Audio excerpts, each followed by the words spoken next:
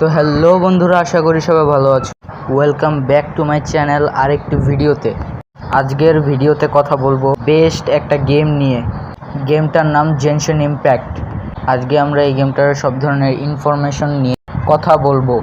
গেমটা কিভাবে খেলতে হয়, গেমটা কিভাবে তোমরা ডাউনলোড করবে, গেমটা খেলতে গেলে মোবাইলের রিকোয়ারমেন্ট কেমন লাগে, এবং ভিডিও শেষে এমন একটা তথ্য তোমাদেরকে দেবো যেটা শুনে অনেকে ধোকা খাবা। বাই দ্য ওয়ে, তোমরা যদি আমাদের চ্যানেলে নতুন হয়ে থাকো তাহলে প্লিজ চ্যানেলটাকে সাবস্ক্রাইব করে দিও এবং ভিডিওটা ভালো লাগলে একটা লাইক করে দিও।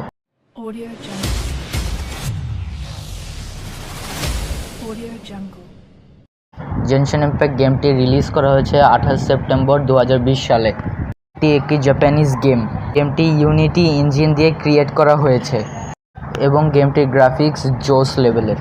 গেমটি অনেক প্ল্যাটফর্মে রিলিজ করা হয়েছে, যেমন play store, iOS, Microsoft, Windows এবং প্লেস্টেশন 5।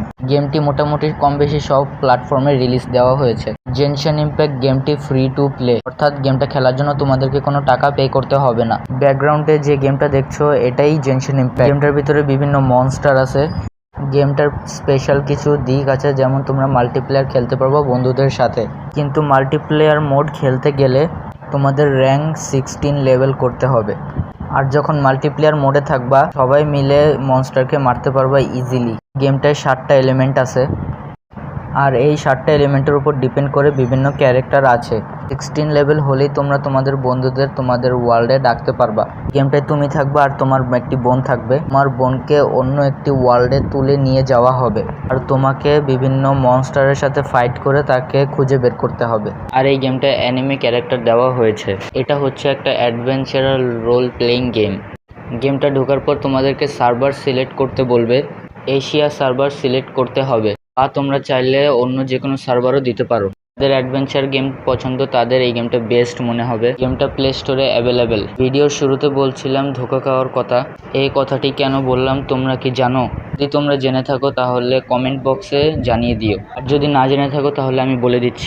গেমটা ডাউনলোড করার জন্য তোমরা যখন প্লে স্টোরে যাবা তখন গেমটার সাইজ দেখাবে মাত্র 256 MB, কিন্তু যখন তোমরা গেমটা ইনস্টল করে গেমের ভিতরে ঢুকবা তখন তোমাদের 10 GB ডাউনলোড করতে বলা হবে।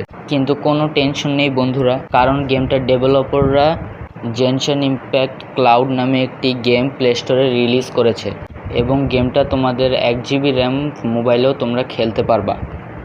যদি তোমাদের ফোনে নেটওয়ার্ক ইস্যু না থাকে তাহলে কিন্তু গেমটা স্মুথ তোমাদের ফোনে চলবে।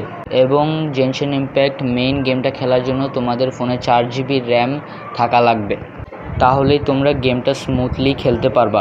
তো আজকের ভিডিও এই পর্যন্তই।